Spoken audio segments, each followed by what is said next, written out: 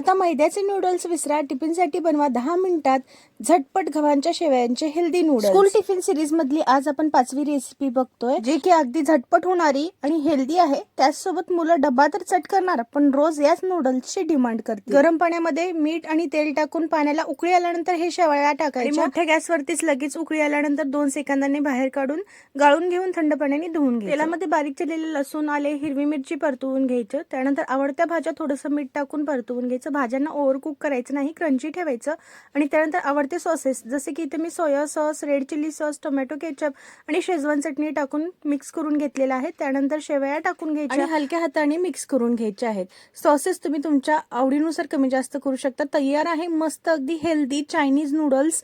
मुलांना तुम्ही नक्कीच एकदा खायला द्या, बघा ते बाहेरचे नूडल्स, चायनीज सगळं विसरून जातील आणि घरच्या घरी हे हेल्दी चायनीज खातील। तर तुम्हाला जर अशा घरच्या घरी हेल्दी आणि पटकन होणाऱ्या रेसिपी पाहायच्या असतील तर आत्ताच फॉलो करा, आणि या आधीच्या रेसिपी पाहिल्या नसतील तर नक्की पहा।